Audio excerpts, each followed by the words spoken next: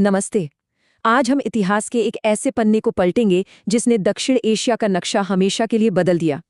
एक ऐसा दिन जो एक साथ जीत और त्रासदी दोनों की कहानी कहता है। 15 अगस्त 1947। जरा सोचिए इस तारीख के बारे में। ये सिर्फ एक तारीख नहीं, बल्कि करोड़ों लोगों की सदियों की उम्मीदों और सपनों के सच होने का दिन था। और इसी दिन करीब 200 सालों की गुलामी और अनगिनत कुर्बानियों के बाद भारत ने आखिरकार आज़ादी की सुबह देखी। पर इस सुबह के उजाले के साथ एक स्याह रात भी जुड़ी थी। ठीक उसी दिन जिस दिन भारत आज़ाद हुआ, उसी दिन भारत टूट भी गया। तो चलिए आज़ादी के इस सिक्के के दोनों पहलुओं को समझते हैं। एक तरफ स्वतंत्रता की बेमिसाल खुशी और दूसरी तरफ विभाजन का वो दर्द जो आज भी महसूस होता है। असल में भारत की आज़ादी की कहानी बंटवारे की सच्चाई के बिना बिल्कुल अधूरी है।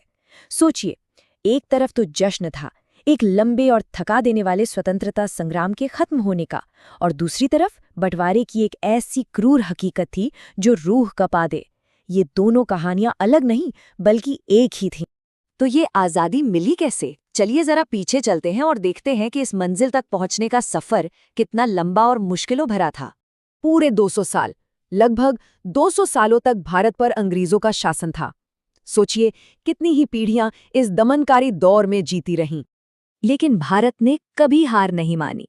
इसकी चिंगारी तो 1857 के पहले स्वतंत्रता संग्राम में ही सुलग गई थी, जिसने ब्रिटिश राज की नींव हिलाकर रख दी थी। फिर महात्मा गांधी के नेतृत्व में असहयोग आंदोलन, नमक सत्याग्रह और भारत छोड़ो आंदोलन जैसे आंदोलनों ने लाखों करोड़ों भारतीयों को एक साथ खड़ा कर दिया। फिर जब दूसरा विश्व युद्ध खत्म हुआ तो ब्रिटेन की आर्थिक कमर टूट चुकी थी, और आखिरकार 1947 में वो दिन आया जिसका पूरे देश को इंतजार था। पर जाते जाते अंग्रेज एक ऐसा जख्म दे गए जो शायद आज तक नहीं भरा। उन्होंने भारत को बांट दिया। और कैसे? सिर्फ नक्शे पर एक लकीर खींचकर। इस लकीर को नाम दिया गया रैडक्लिफ लाइन। इसे सर सिरिल रैडक्लिफ नाम के एक अंग्रेज ने खींचा था, जिसे भारत की जमीनी हकीकत का कोई अंदाजा नहीं था। और बंटवारे का आधार क्या था?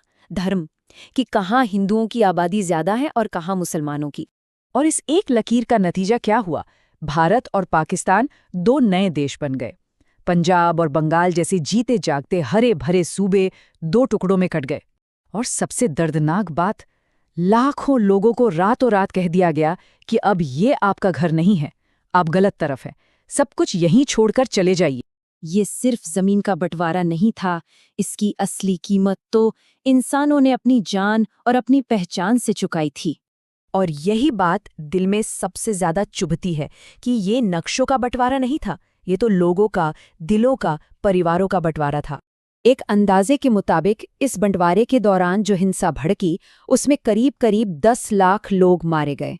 और ये आंकड़ा देखिए, लगभग 1.5 करोड़ लोग। 1.5 करोड़ लोगों को अपने ही घरों से बेघर होना पड़ा, अपनी जमीनें, अपनी यादें, सब कुछ पीछे छोड़कर। ये मानव इतिहास के सबसे बड़े और दर्दनाक विस्थापनों में से एक गिना जाता है। उस वक्त माहौल ऐसा था कि पड़ोसी पड़ोसी का दुश्मन बन गया, और कहीं कहीं तो भाई भाई के खून का प्यासा हो गया। हजारों परिवार हमेशा के लिए बिछड़ गए। ये वाकई हमारे इतिहास का एक बहुत ही दर्दनाक पन्ना है। तो इन सब के बाद आज इस आज़ादी का मतलब क्या है? इसे कैसे देखना चाहिए? स्वतंत्रता तो मिली, ये सच है, लेकिन इसकी एक बहुत गहरी कीमत चुकानी पड़ी। ये एक ऐसी जीत थी जिसमें हमने बहुत कुछ खो दिया था। लेकिन इस राख से उठकर देश ने खुद को फिर से बनाया और संभाला। 26 जनवरी 1950 को भारत ने अपना संविधान लागू किया और एक मजबूत लोकतांत्रिक गणराज्य के तौर पर अपनी नई यात्रा शुरू की। ये बात हमें कभी नहीं भूलनी चाहिए कि आज हम जो आज़ादी की सांस ले रहे हैं, वो उन अनगिनत लोगों के बलिदानों का सीधा नतीजा है जिन्होंने इस दिन के लिए अपनी जानें तक कुर्बान कर दी। तो आखिर में असली सवाल ये नहीं रह जाता कि भारत कब आज़ाद हुआ। असली सवाल तो ये है कि जिस आज़ादी के लिए इतनी बड़ी कीमत चुकाई गई, क्या हम उसकी वाकई कद्र कर रहे हैं? क्योंकि देखिए, इतिहास सिर्फ याद रखने की चीज़ नहीं है। इतिहास से सीखा जाता है, सबक लिया जाता है, ताकि हम वो गलतियां दोबारा कभी न दोहराएं।